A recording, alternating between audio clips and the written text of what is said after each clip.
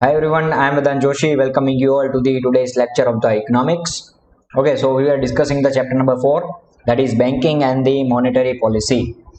And until now I think we have completed 9 parts, okay, up to the functions of the RBI, that is monetary and non-monetary functions. So in the today's lecture, we'll start with the monetary policy. As I have said, up to the 50% of the portion we have already completed, that is banking, banking and monetary policy. So out of that, banking we have completed. And in banking, we have studied a different concept. So let us quickly revise that, and then after we'll start with the monetary policy. So first of all, in the banking, we have studied about the introduction, why there is a need of the bank. You can pay your school fees, then after you can buy the products from the various different kinds of the online shops, okay, and you can pay them online only. And then after you can get the various kinds of the subsidies or the benefits which are given by the government to you. These all are the different kinds of the benefits. There are very different, you can say, variety of the services which are provided by the bank in the today's era, and for enjoying all these services you need one bank account. Okay, so introduction, I think we have covered, and in the introductory portion we have seen the how does the word bank, okay, arrived, or you can say bank નો જે concept હતો એ કઈ રીતના derive કરવામાં આવ્યો. So the concept of the bank was you can say started in the earlier period of before 15th to 16th century, okay, and the first bank which was established was Bank of Barcelona here in Spain 1401. So that we have studied. એના પછી આપણે જોયું તો classification of the banks. આખો મેં તમને એક chart બતાવેલો, તો આઈ હોપ કે તમે એ ચાર્ટ સેવ કરીને રાખેલો હશે. અધરવાઇઝ અર્લિયર લેક્ચર્સ તમે જોઈ શકો છો, લિંક ડિસ્ક્રિપ્શનમાં હશે, તેની અંદર જોઈ અને તમે ચાર્ટને જોઈ શકો છો. Then after classification of the commercial bank, in that we have studied the commercial banks are classified into here two main types only. Commercial bank, banks are classified into two types, that is commercial and central bank. Otherwise આખું એક detail chart છે એનો, okay. Schedule બેંક્સની અંદર આવે commercial bank, schedule અને non schedule banks, અને central bank તો આખું અલગ જ છે, RBI, reserve bank of India, the bankers of bank એવું પણ કહેવામાં આવે છે ને. ફંક્શન્સ ઓફ કમર્શિયલ બેંક્સ આપણે ભણ્યા હતા. બે ફંક્શન્સ હોય, પ્રાઇમરી અને secondary. Okay, so primary functions and secondary functions. Primary functions 5 છે, સેકન્ડરી ફંક્શન 2 છે, તો એ આપણે ભણેલા હતા.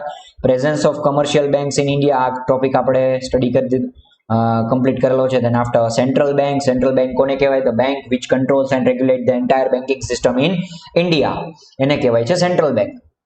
ઓકે, તો એ આરબીઆઈ છે, ઓકે, 1934 માં એસ્ટાબ્લિશ થયું હતું. Than after in 1949 it was nationalized, and then after એના ફંક્શન્સ આપણે જોયા હતા, the monetary functions as well as the non monetary functions. હવે જો ફંક્શન્સ કોઈ પણ હોય એને પૂરા કરવા માટે પોલિસીઝની જરૂર પડે છે આરબીઆઈને, ઓકે. સે ફોર એક્ઝામ્પલ, આપણી એક બોડી છે, હ્યુમન બોડીને various different kinds of functions carry out કરવા માટે ઓર્ગેન્સની જરૂર પડે. આપણે સાયન્સમાં નથી જતા, અહીંયા આપણે કોમર્સના સ્ટુડન્ટ છીએ, ઓકે.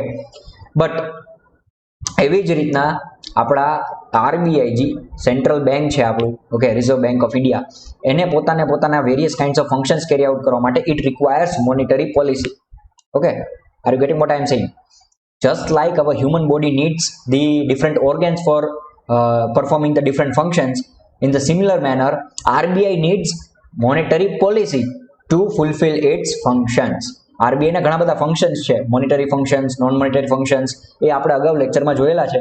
હવે એ ફંક્શનને ફૂલફિલ કરવા માટે ઘણા બધા એક પોલિસીની જરૂર પડે, એ પોલિસીનું નામ છે મોનેટરી પોલિસી. અને આ મોનેટરી પોલિસીનો મેઇન એમ એક જ હોય છે, જે આરબીઆઈ નો પણ મેઇન ફંક્શન છે, that is two control the money supply in the economics, money supply in the economy. એટલે આપણા જે કન્ટ્રી છે, એ કન્ટ્રીની અંદર મનીનું સપ્લાય બહુ વધી જાય તો પણ નથી સારું, અને બહુ ઘટી જાય તો પણ નહીં સારું, ઓકે. સો એનું જે સપ્લાય છે એ એડિક્વેટ મેનરમાં હોવું જોઈએ. અને એટલા માટે જ આખો આ જે એને સપ્લાયને હેન્ડલ કરવા માટેનો ઇમ્પોર્ટન્ટ રોલ પ્લે કરે છે RBI by introducing the monetary policy. જો કાંઈ ન આવડે ને એક્ઝામમાં તો આટલું લખી નાખવાનું, આરબીઆઈ ની જે મોનેટરી પોલિસી છે કેના માટે છે? The monetary policy is for the regulation of the supply of money in the market, for controlling the supply of the money in the market. બસ આટલું લખી નાખો એટલે આવી ગયો. Okay, so let us start with the definition of the monetary policy. In the economic theory, first of all, it's introduction, sorry, and then after we'll move towards the definition. In the economic theory, monetary policy is the policy which regulates the demand for the money and the supply of the money in the economy. બસ આટલું યાદ રાખી લ્યો ને તો પણ આવી ગયું. એનું conclusion છે આમાંથી જ નીકળે, which regulates the demand for the money and supply for the money. આ રાતના 12 વાગે ઉઠાડવું પણ તો પણ તમને આવડવું જોઈએ કે what is the main function of the Reserve Bank of India? The main function of the Reserve Bank of India or the main function of the monetary policy, both are one and same only. કારણ કે ફંક્શનને fulfil કરવા માટે જ monetary policy બહાર પાડવામાં આવે છે. તો મોનેટરી પોલિસીનું મેઇન ફંક્શન છે to control the money supply in the economy, demand and supply of the money in the economy. It is essential to regulate this as an imbalance between the demand for the money and the supply of the money can result in the inflation or deflation. જો ખૂબ જ વધારે પૈસા વધી જાય તો inflation થઈ જાય, જો પૈસા ખૂબ જ ઘટી જાય તો ડિફ્લેશન થઈ જાય. સમજાણું? માર્કેટની અંદર જો બધા પાસે પૈસો આવવા માંડે ને તો એની પર્ચેસિંગ પાવર વધી જાય. ઓકે, અને એની પર્ચેસિંગ પાવર વધી જાય તો એના લીધે શું થાય તો કે એની ડિમાન્ડ વધી જાય, પણ સામે સપ્લાય તો હોતી નથી. લિમિટેડ રિસોર્સિસ છે આપણા ઇન્ડિયાની અંદર, વર્લ્ડની અંદર પણ લિમિટેડ રિસોર્સિસ છે. તો as a result of that the price will go high. તો એને કહેવાય છે ઇન્ફ્લેશન. તો માર્કેટની અંદર ખૂબ જ વધારે પૈસો પણ નહીં સારો. આવા ક્વેશ્ચન્સ ઘણી બધી વખત કદાચ તમને માઇન્ડમાં આવતા પણ હોય કે કેટલા બધા પુઅર્સ બરાબર ઇન્ડિયાની અંદર છે. India is one of the તો ન કહી શકીએ આપણે, સેકન્ડ નંબર પર આવી જાય, વન ઓફ ધ ચાલે આમ તો.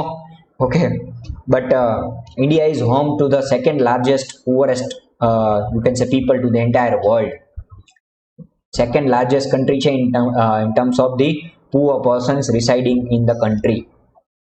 સૌથી વધારે નાઇજીરિયામાં ગરીબ લોકો છે અને એના પછી ઇન્ડિયાનો નંબર આવે. It's not a matter of proud for all of us. તો ઘણી બધી વખત એક એવો ક્વેશ્ચન પણ થયેલો હોય કે આરબીઆઈ ઝાઝા બધા પૈસા કેમ નથી છાપી દેતી? આરબીઆઈ જે છે એ પૈસા છાપવાનું કામ આરબીઆઈ નું જ હોય. તો why RBI doesn't print so much of the money? તો એનું રીઝન એ છે કે વધારે પૈસો જો આવી જાય ને લોકો પાસે તો કોઈ ગરીબ જ ન રહે. તો એનો મતલબ શું? એની ડિમાન્ડ વધતી જાય, સામે સપ્લાય તો હોય નહીં, તો પ્રાઇસ છે એ વધે. તો માર્કેટની અંદર ઇન્ફ્લેશન ક્યારે આવે? જ્યારે ખૂબ જ પૈસો વધી ગયો. ડિફ્લેશન ઓપોઝિટ છે inflation. Okay, antonym of the inflation is deflation. Okay, so deflation એટલે માર્કેટની અંદર પૈસો ખૂબ જ ઓછો થઈ ગયો એને પ્રોડક્ટની પ્રાઇસ એકાએક ઘટવા માંડે, બહુ એકાએક ઘટી જાય. એ પણ વસ્તુ સારી નથી. ઓકે, કારણ કે સપ્લાય તો એટલી ને એટલી રહે છે, પ્રાઇસીસ જો ઘટવા માંડે એકાએક તો પછી એવી સિચ્યુએશન આવી જાય કે બધા જ લોકોને એ વસ્તુ લેવી હોય અને પછી એક સમય એવો આવશે કે એ વસ્તુની અવેલેબિલિટી નહીં હોય માર્કેટની અંદર. ઓકે, અને એના પછી વળી પાછું સિચ્યુએશન રિવર્સ થઈ જાય. જો અવેલેબિલિટી ન હોય એટલે પ્રાઇસીસ એકાએક પાછા ઉપર જવા માંડશે. સો ઇન્ફ્લેશન એન્ડ ડિફ્લેશન આ બંને વસ્તુ ખરાબ જ છે. હા, મોડરેટ મેનરમાં હોય તો વસ્તુ સારી છે. ઇન્ફ્લેશન એવરેજ 3 to 4% હોય તો it's good for the economy. Okay, એનો કન્સેપ્ટ આપણે થર્ડ ચેપ્ટરની અંદર સમજી ગયા છે. ઇન્ફ્લેશન જો મોડરેટ લેવલમાં હોય તો it is good for the economy, otherwise બહુ જ વસ્તુ ખરાબ છે. તો આવી વસ્તુ ન થાય, એકાએક મનીની સપ્લાય વધી ન જાય, એકાએક મનીની સપ્લાય ઘટી ન જાય, એટલા માટે આરબીઆઈ મોનેટરી પોલિસી બહાર પાડે છે. So here you have to write that the monetary policy is a one kind of the policy in which RBI controls the supply and the demand of the money in the market. બસ આટલું જ યાદ રાખવાનું. Okay. Hence, the monetary policy is also known as the stabilization policies. So here you put one star here. Now, monetary policy is also known as stabilization policy because it stabilizes the economy. Okay, it stabilizes the demand and the supply of the money in the market. In the earlier times, the purpose of the monetary policy in India was more to regulate the volume of the money, value of the money and nature of the money. In present time, the monetary policy is used for credit creation also. Means in the earlier period of time, થોડાક વર્ષો પહેલા RBI નું main એક જ એમ હતું two control the money supply in the economy, જેમ આપણે આગળ વાત કરી. પણ હવે એના અલગ અલગ મોનેટરી પોલિસીના અલગ અલગ બેનિફિટ છે, આરબીઆઈના અલગ અલગ કામ છે હવે. તો in present time monetary policy is also use for credit creation. આ કઈ રીતના? ક્રેડિટ ક્રિએશનનો કન્સેપ્ટ આપણે ભણી ગયા. ક્રેડિટ ક્રિએશનનો મતલબ સિમ્પલ મિનિંગ એવો થાય કે બેંક પાસે જેટલા રૂપિયા ન હોય એના કરતાં પણ વધારે ઈ લોન આપી શકે. સે ફોર એક્ઝામ્પલ બેંક પાસે 100 રૂપીસ જ હોય તો પણ ઈ 500 રૂપીસની લોન આપી શકે. Okay, I am just giving you a simple example. Okay, ઈ કઈ રીતના આપે એનો આખો આપણે કન્સેપ્ટ જોયો તો ક્રેડિટ ક્રિએશનની અંદર.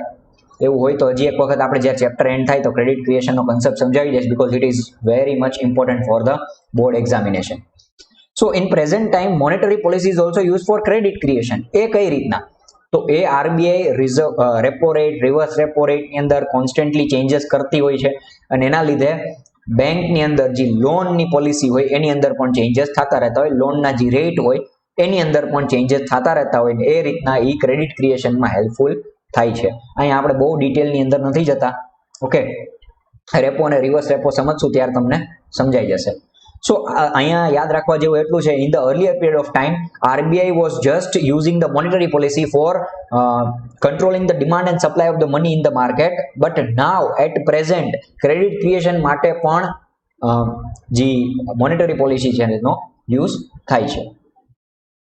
Okay, so now here different definitions are given. 3 different definitions are given, but all these 3 definitions are one and same only. They carry the same meaning. Okay, એ સેમ મિનિંગ શું છે એ આપણે એક લાઈનમાં હમણાં તમને લખી દઉં છું. એ તમે યાદ રાખી લો તો પણ ચાલે, અધરવાઇઝ 3 ડેફિનેશન યાદ રાખવી હોય. ઓકે, તો as you wish. Monetary policy consists the conscious steps undertaken by the monetary authority. Who is the monetary authority? RBI, of course. Okay, conscious steps taken by the monetary authority. આવો બી હોય sir, join કરી દઈએ. Okay, see, monetary policy consists the conscious step undertaken by the monetary authority which bring about the changes in the stock of money, source of generation of money and cost of money. મતલબ આ બધાનો meaning એક જ થાય, one and same, that is મનીની supply અને એની ડિમાન્ડને control કરવા માટે જે આરબીઆઈ સ્ટેપ્સ લે છે એ સ્ટેપ્સને કહેવામાં આવે છે monetary policy. Okay, the steps which are taken by the RBI for generation of the money, cost of the money, for controlling the cost of the money, for source of generation of the money, for stock of the money, આ બધાને handle કરવા માટે મનીને કઈ રીતના generate કરવું, મતલબ એનું print જે કરવામાં આવે એ. Okay, cost of generation, source of generation, આ બધી વસ્તુને હેન્ડલ કરવા માટેના જે સ્ટેપ્સ છે એ સ્ટેપ્સને કહેવામાં આવે છે monetary policy. Okay, now the second thing, the policy which enters the various tools. Okay, here તમે એમ માની શકો એન્ટ્રસ means consist of the various tools. Monetary policy એક એવી પોલિસી છે કે જેની અંદર ઘણા બધા ટૂલ્સ આવે.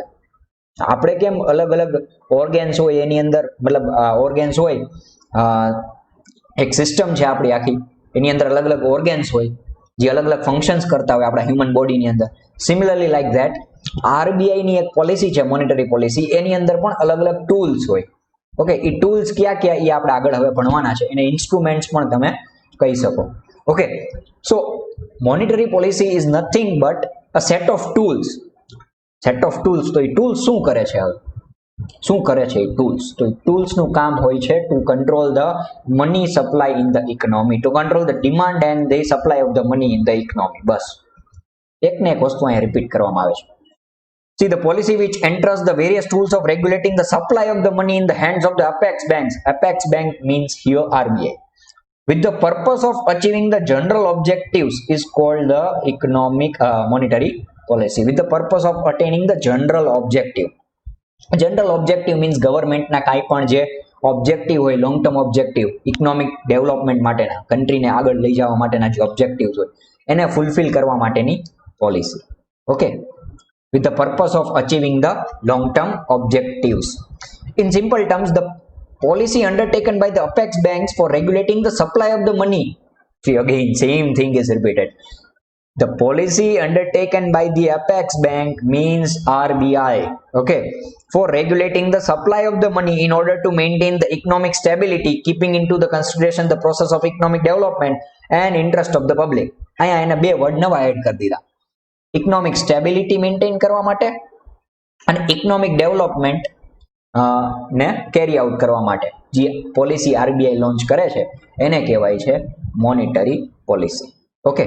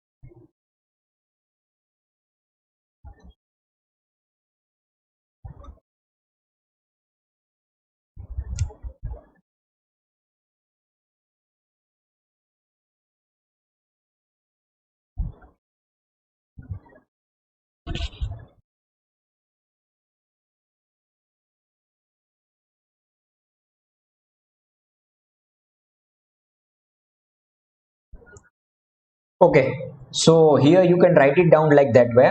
See, આ ત્રણેય પોઈન્ટનું એક આખું આપણે મિક્સ કરીને એક જ ડેફિનેશન બનાવીએ તો આ રીતના થાય. ધ્યાનથી સાંભળજો.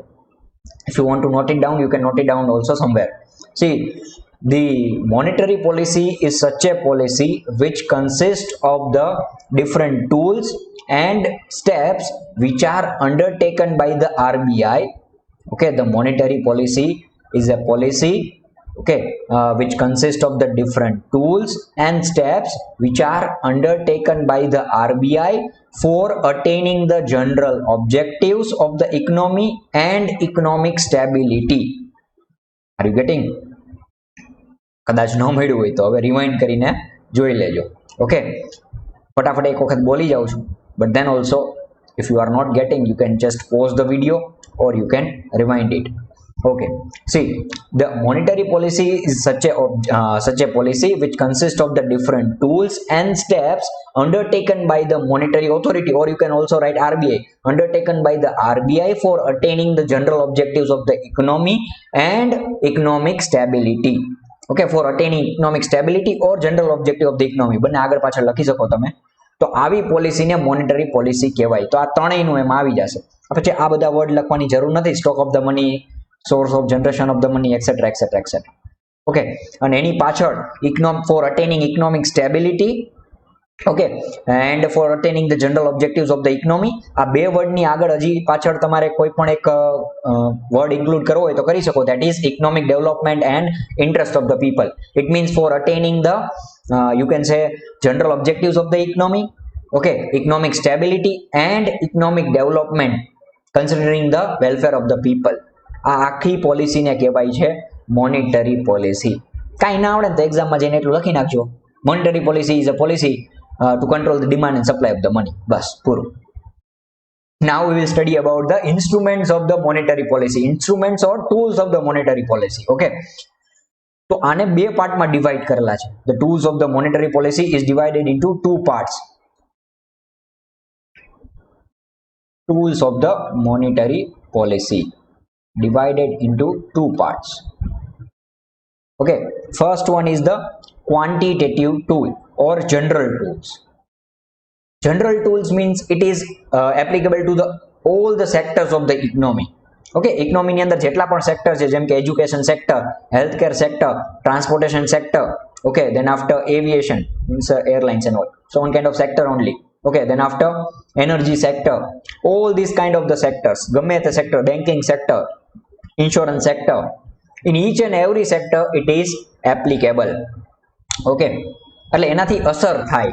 આ આરબીઆઈ ના જે આ ક્વોન્ટિટેટિવ ટૂલ્સ છે એમાં ચેન્જીસ આવે ને તો બધા સેક્ટરની ઉપર એની અસર પડે, તો એને કહેવાય છે ક્વોન્ટિટેટિવ ચેન્જીસ. અહીંયા આપણે ક્વોન્ટિટેટિવ આખું નથી લખતું, ક્વોન્ટિટેટિવ ચેન્જીસ, અને અહીંયા આવે qualitative changes.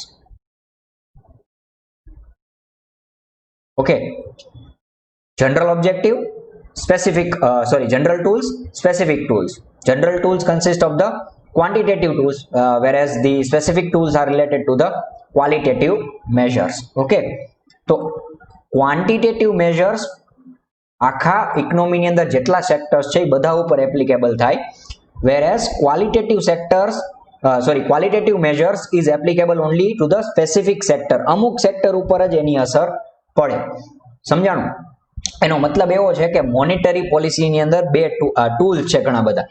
That tools is divided into two parts, that is quantitative measures and qualitative measures. હવે quantitative measures ની અંદર જો કઈ ચેન્જ આવે તો એ બધા સેક્ટર ઉપર એની અફેક્ટ દેખાય, whereas if the changes are there in the qualitative measures, then only it will affect the only specific sectors. Not all the sectors of the economy will get affected.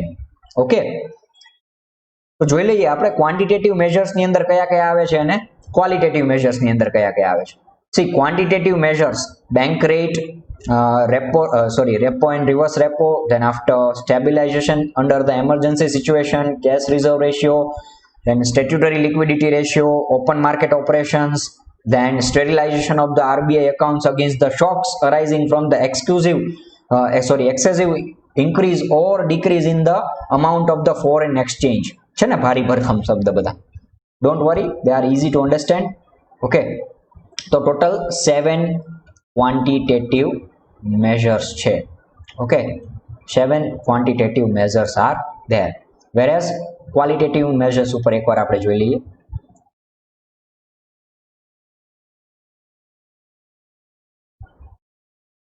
The qualitative measures, okay, which are applicable to only some of the specific sector.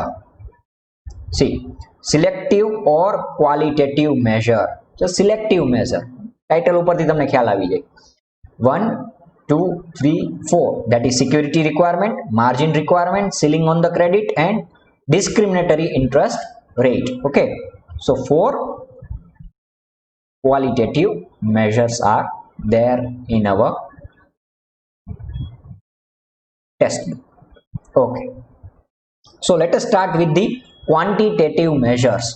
Quantitative measures most important છે compared to the qualitative measures. Okay, in your practical life also and from the board examination point of view.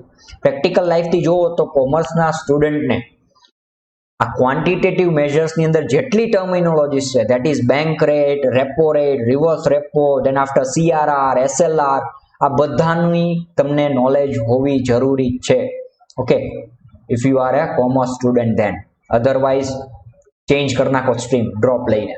Okay, જોકે હવે સારું છે, આવનારા સ્ટુડન્ટને સ્ટ્રીમની tension નહીં રહે because of the new education policy. આપણે બધા અનલકી છીએ કે આપને એનો બેનિફિટ ના મળ્યો. ઓકે, નેવરધલેસ quantitative measures ની વાત કરી લઈ. That is the general measures. Why it is known as general measures? Once again I am repeating, because આની અંદર જો કઈ changes આવે તો it is applicable to the entire sector in our economy. બધા જેટલા સેક્ટર છે એની ઉપર એની અસર પડે. See, quantitative measures are aimed at impacting the entire economy. કીધું ને, aimed at impacting the entire economy. Each and every sector of the economy is affected.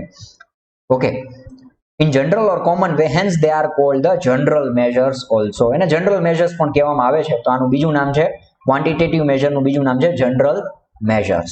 Okay, તો એની અંદર કયા કયા ટૂલ્સ આવે? 7 ટૂલ્સ છે, એની અંદરની આપણે ચર્ચા કરી આજે એકની, that is bank rate. Now what is the meaning of bank rate? Let us see. When the commercial banks have shortage of the funds, they borrow from the RBI, that is Reserve Bank of India. The rate at which RBI lends to the commercial bank for the long term is called the bank rate. Most important. The rate at which RBI lends to the commercial bank for the long term is known as bank rate. અને આપણે આ રીતના સમજી, say for example, તમને કાંઈ રૂપીઝની જરૂર પડી અચાનકથી. Okay, તો કે ફ્રેન્ડશિપ ડે આવે છે ને હમણાં, તો પૈસાની જરૂર પડી તમને, and you are asking the money from your father. તમારા પપ્પા પાસેથી તમે પૈસા માંગો છો, અને આપણે એવું ઇમેજિન કરી લઈએ કે આ ઘોડ કળિયુગ ચાલે છે. આમ તો ચાલે જ છે, ઓકે, પણ વધારે પડતું એડવાન્સ લેવલનું કળિયુગ આવી ગયું. પપ્પા તમારી પાસેથી એક શરતે તમને પૈસા આપવા તૈયાર છે કે હું તમારી પાસેથી ઇન્ટરેસ્ટ લઈશ, એમને તમને પૈસા આપીશ નહીં. ઓકે, તો અહીંયા તમને એવું કન્સિડર કરી લો કે you are one bank. Okay, તમે પોતે એક બેંક છો. તમને જ્યારે પૈસાની જરૂર પડી ત્યારે તમે તમારા પપ્પા પાસે જાઓ. તો એવી જ રીતના બેંક ઓફ ઇન્ડિયા હોય કે દેના બેંક હોય કે બેંક ઓફ બરોડા હોય, જો કે દેના બેંક તો બેંક ઓફ બરોડા ભેગું મર્જ થઈ ગયું. Okay, so bank of India હોય કે બેંક ઓફ બરોડા હોય કે SBI હોય, કોઈ પણ બેંક હોય, even if it's a private sector bank or public sector bank, if they needs the money, they will go to the RBI. એના પપ્પા છે RBI, father of all the banks in India. તો એની પાસે જાય. RBI શું કે હું તમને પૈસા આપું બટ ફ્રી ઓફ કોસ્ટમાં નહીં આપું. I will charge interest from you. It means what? કે હું તમને 100 રૂપિયા આપીશ પણ એની બદલે તમારી પાસેથી હું 5% નું ઇન્ટરેસ્ટ લઈશ. સો 100 રૂપિયાનું 5% ઇન્ટરેસ્ટ થાય 5 રૂપીસ. ઓકે, સો આ રીતના આખું ટ્રાન્ઝેક્શન થતું હોય. આને કહેવાય છે બેંક રેટ. સમજાણું? The rate at which RBI lends the money to the bank. RBI બેંકને મફતમાં પૈસા નહીં આપે, એની પાસેથી ઈ ઇન્ટરેસ્ટ લેશે, and that interest is known as the bank rate. Okay, પણ બેંક રેટ જનરલી છે ને લોંગ પીરિયડ ઓફ ટાઈમ માટે હોય, એટલે કદાચ લાંબા સમય સુધી બેંકને જરૂર પડી હોય પૈસાની અને એમ કે ભાઈ આટલા 6 મહિના, વર્ષ, દિવસ, 2 વર્ષ એવી રીતના, તો એ રેટને કહેવાય છે bank rate. Okay, bank rate હવે પોપ્યુલર નથી. Now repo rate and reverse repo rate have taken the place of bank rate. Okay, એ આગળ આપણે સમજશું. અહીંયા આટલું તમે યાદ રાખી લો. Bank rate means the rate at which RBI lends money to the bank. If the bank rate is increased, commercial bank will borrow less as it is expensive to borrow. When they borrow lesser amounts at a higher rate, they will give lesser amount of loans at a higher rate to the general public, and when the people get fewer loans, their demand for the certain goods and the services falls. આ સમજવું એકદમ easy છે. Okay, સે for example તમારે 100 રૂપીસની જરૂર હતી તમારા father પાસેથી લેવા માટે. ઓકે, તો તમે તમારા ફાધર પાસે ગયા 100 rupees. Now your father says that I will charge a 5% interest from you. So now you are paying a 105 rupees to your father. Okay, 5 rupees interest rate, 105 rupees to your father. Now again for the second time when you are going to your father for asking the money, એને એમ થાય આ તો આનું તો રોજનું થઈ ગયું, હવે ફ્રેન્ડશિપ ડે વયો ગયો, કાંઈ વાંધો નહીં, હવે પછી બીજા અમુક ડે આવતા હોય, જો કે તમને બધાને વધારે ખ્યાલ હશે મારા કરતા, તો વળી પાછા પૈસા લેવા ગયા તમે. નાવ યોર ફાધર સેઝ ધેટ તો ઘડીએ ઘડીએ આવાજ ના, વધારે પડતા પૈસા બહુ મારી પાસે છે નહીં અત્યારે, કે 10% ઇન્ટરેસ્ટ ચાર્જ કરીશ તારી પાસેથી. તો now you have to pay 110 rupees to your father. Okay, 10 રૂપીસનું ઇન્ટરેસ્ટ પે કરવું પડે, તો 100 + 10 = 110. હવે તમે છે ને ત્રીજી વાર તમે જાઓ ને ત્યારે વિચારશો તમે કે આટલા બધા મારે ઇન્ટરેસ્ટ રેટ પે કરવી પડે છે, એક કામ કરું, મારા ખર્ચા થોડાક ઓછા કરી નાખું. ફર્સ્ટ ટાઈમ તમે જાઓ, બીજી વખત ગયા, તો ત્રીજી વખત હવે તમે 100 રૂપીસની જગ્યાએ એની પાસેથી એમ કહેશો કે ઓકે ના, no problem, now I want only 90 rupees. Okay, તો તમારે હવે 90 રૂપીસ ઉપર 10% પે કરવું પડશે. તો 90 રૂપીસના 10%, that is 9. So 90 + 9, that is 99.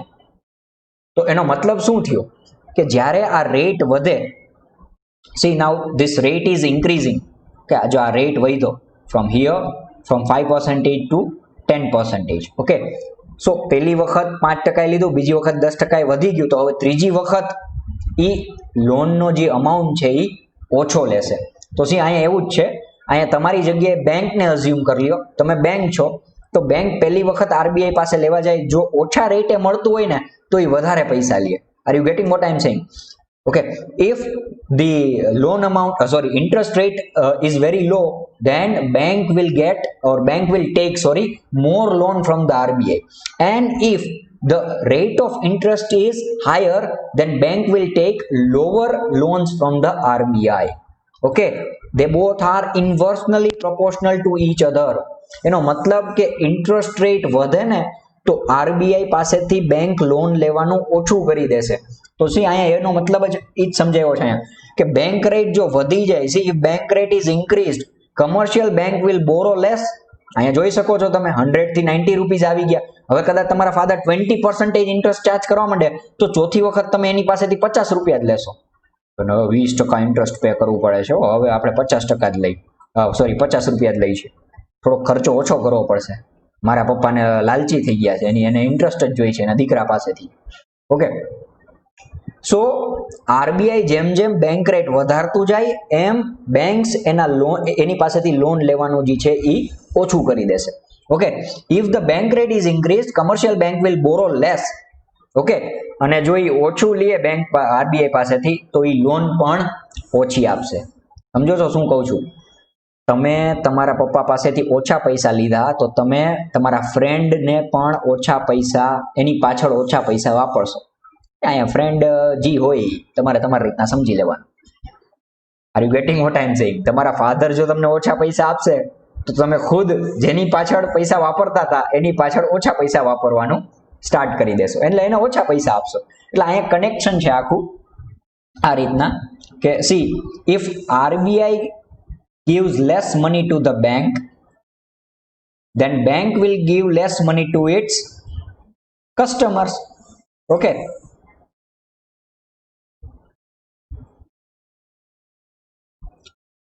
RBI જો બેંકને ઓછા પૈસા આપે, ઓછી લોન આપવા માંડે, કારણ કે રેટ ઓફ ઇન્ટરેસ્ટ કેવું થઈ ગયું છે વધારે, તો બેંક પણ કસ્ટમરને ઓછી લોન આપશે at a higher interest rate.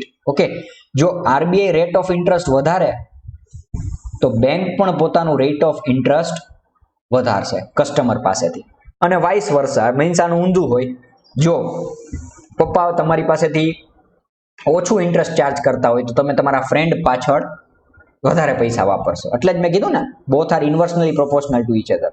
Okay, see commercial bank will borrow less as it is expensive to borrow. When they borrow less, હવે એની પાસે ઓછા પૈસા છે તો એના કસ્ટમરને પણ શું આપશે? ઓછા પૈસા આપશે.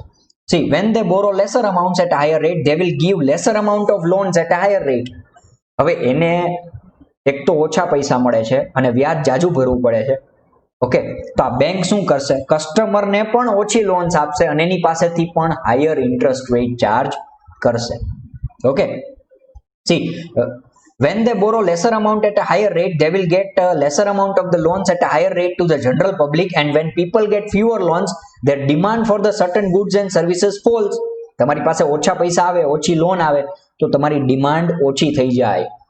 એટલે ક્વિકલી તમે આનો આન્સર પણ આપી શકો છો જો થોડુંક તમે મગજ દોડાવો તો. આરબીઆઈ આવું ક્યારે કરતી હશે, બેંક રેટ વધારવાનું કામ? જ્યારે માર્કેટની અંદર બહુ જ પૈસો વધી ગયો હોય ને ત્યારે. Okay, if the circulation of the money is very large, okay, has gone past the higher amount compared to what the RBI has decided, then what RBI will do? RBI will increase its bank rate. લોનના rate વધારી દેશે એટલે લોકો ઓછી loan લે. જો લોકો ઓછી લોન લે તો લોકો પાસે પૈસા પણ ઓછા આવે અને as a result any demand ઘટી જશે. ઓકે, અને જો એની ડિમાન્ડ ઘટી જાય તો સપ્લાય થોડીક એટલી ને એટલી હોય તો પ્રાઇઝસ પણ ઘટવા માંડે. On the whole, there is a lesser creation of the money, lower demand for goods and lower circulation of the money in the economy. જે મેં કીધું, ઓકે, માર્કેટની અંદર ડિમાન્ડ ઘટી જાય, ડિમાન્ડ ઘટવાથી મનીનું જે સર્ક્યુલેશન હતું એ પણ ઘટી જશે. When the economy is under the grip of inflation, bank rate is increased to control the inflation. Most important, જેમ મેં તમને આન્સર આપ્યો હમણાં કે માર્કેટની અંદર જ્યારે મનીનું સપ્લાય બહુ જ વધી ગયું હોય જેના લીધે ઇન્ફ્લેશન થાય ત્યારે બેંક રેટ વધે. સો હિયર તમારે એક ક્વેશ્ચન બની જશે for your short answer or for your MCQ. When bank rate is increased, so you have to remember in a practical manner. Okay, bank rate is increased when there is a inflation in the economy. માર્કેટની અંદર બહુ જ પૈસો વધી ગયો હોય ને ત્યારે આરબીઆઈ પોતાની બેંક રેટને વધારી દેશે. હવે આનું ઊંધું, માર્કેટની અંદર જો પૈસો બહુ ઓછો થઈ ગયો હોય તો માર્કેટમાં બેંક રેટ શું થશે? ઘટી જશે. બેંક રેટ ઘટી જાય એટલે જે આરબીઆઈ પાસેથી બેંક્સ છે એ વધારે લોન લેવા માંડશે. જો બેંક વધારે લોન લેવા માંડે તો તમને પણ વધારે લોન આપશે at a lower interest rate. એટલે તમે એની પાસેથી વધારે પૈસા લ્યો અને માર્કેટની અંદર ફરી પાછો પૈસો આવી જાય. Okay, when the supply of the money is higher than the demand of the money, there is inflation, and hence reducing the money supply helps in reducing the inflation. If the money supply will decrease, then the inflation will also decrease. And if the supply of the money is lower than the demand, then it is called depression. એકદમ easy છે સમજવું. મનીની supply જો બહુ જ વધી જાય demand કરતાંય, લોકો પાસે ખૂબ જ પૈસો આવી જાય તો ઇન્ફ્લેશન થાય. મનીની સપ્લાય જો ડિમાન્ડ કરતા ઘટી જાય તો ડિપ્રેશન આવે. Okay, The policy of keeping the bank rate very low is called cheap money policy. જો બેંક રેટને બહુ ઓછી રાખે આરબીઆઈ તો એને ચીપ મની પોલિસી કહેવાય. ચીપ મની પોલિસી ક્યારે હોય તમે કહી શકો? At the time of depression. Cheap money is at the time of depression.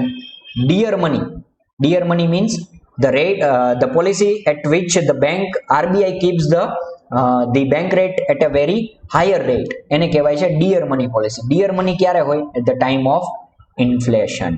Okay, જો ડિયર મની મતલબ બેંકનો રેટ વધારે રાખો. બેંકનો રેટ ક્યારે વધારે રાખે? જ્યારે માર્કેટમાં બહુ જ વધારે પૈસો આવી ગયો હોય ત્યારે એને કંટ્રોલ કરવા માટે. Okay, see, RBI has stopped using the bank rate as an instrument to regulate the money supply since last few years, and it is using repo rate and reverse repo rate instead. So this you have to remember, as I have said in the starting of the lecture. હવે RBI બંધ કરી દીધું છે bank rate વાપરવાનું. Instead of that, RBI is using the repo rate and reverse repo rate. Now there must be a question in your mind, sir, what is repo rate and reverse repo rate? So that we will cover in the next lecture. Okay, repo and reverse repo. Bank rate is a rate for long term and hence cannot be changed in a very short period, while repo and reverse repo rate can be altered in a very short period, and also thus it is very helpful to regulate the money supply in the short term. એટલે bank rate generally જો long term માટે હતી, અહીંયા આપણે જોયું હતું, it is for the longer period of time. So આ બહુ useful નહોતી bank rate because it was generally for a long period of time, long term period માટે હતું. શોર્ટ ટર્મ પીરિયડ માટે જો કઈ મનીની સપ્લાયને કંટ્રોલ કરવાની જરૂર પડી તો એના માટે શું કરવું? તો for that purpose RBI has stopped using the bank rate, and instead of that now they are using the repo rate and reverse repo rate. Okay, અહીંયા તમે જોઈ શકો છો બેંક રેટના પર્સન્ટેજ. 1953 માં it was 3.5%, 1981 it was 10%, in 1991 it was 12%. Now, can you say why it was 12%, the highest in the year 1991 only? એનું reason એ છે because નથી કેવું, ચાલો એક કામ કરો, કમેન્ટ સેક્શનમાં લખજો. ઓકે, કમેન્ટ સેક્શનમાં આનું રીઝન લખજો, why bank rate was highest in the year 1991 only. એવું તો શું થયું હતું 1991 માં કે બેંક રેટ 12% પહોંચી ગઈ? ઓકે, આન્સર ના મળે તો I will give you the answer in the next lecture. Okay, થોડુંક વિચારજો કેમ સૌથી વધારે 1991 માં જ રાખવાનું. In 2016 it was 7%. હવે બેંક રેટનો કાંઈ એવો બધો યુઝ થતો નથી. Now repo and reverse repo are more in use. Okay, RBI ની વેબસાઇટ છે, એની અંદર જોઈને તમે બાકીની ઇન્ફોર્મેશન લઈ શકો છો, rbi.org. તો સી અહીંયા આખા આજે જે આપણે લર્ન કર્યું એનું તમને શોર્ટમાં થોડુંક આપણે અહીંયા લખી નાખી. If you want, you can also write it in your book, okay, somewhere in the test book or in the rough book.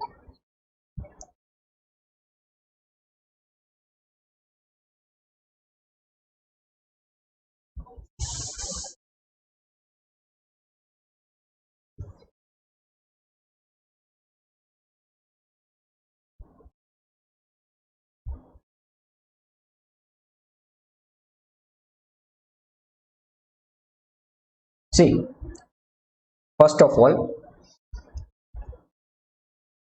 when the RBI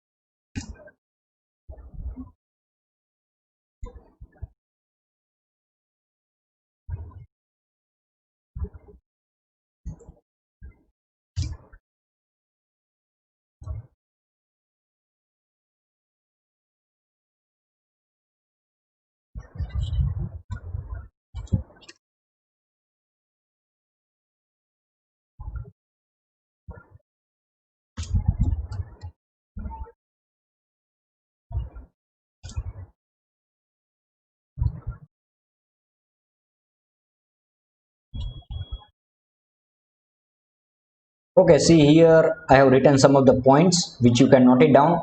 Bank rate is increased whenever there is inflation, bank rate is decreased whenever there is deflation. Dear money policy, when dear money policy is there by the RBI, when there is inflation. When RBI follows the cheap money policy, then when there is deflation. Cheap money policy means to keep bank rate very low. Okay, dear money policy means to keep bank rate very high. And this I have already explained you. When RBI increases the bank rate, okay, banks will also increase their loan rate which they are giving to the customer. So as a result, what will happen? See, if the loan rate is very high, then customer will take less loans. If customer will take less loan, then there will be less demand, sorry, less money.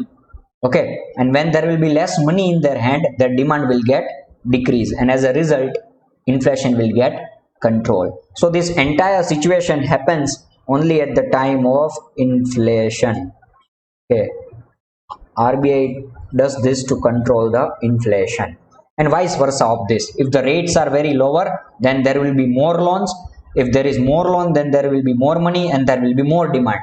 Okay, so આ રીતના point તમે note down કરી લેજો. In the next lecture we will cover about the next topic, that is reverse repo, then after SLR, CRR, all these topics we will cover in the next lecture. Okay, so if you are having any doubt, you can ask me. You can even text me or write it in the comment section. Okay, so we'll meet in the next lecture soon. Till that, stay home, stay fit, stay fine. I'm signing off, guys. Take care. You'll hear me soon.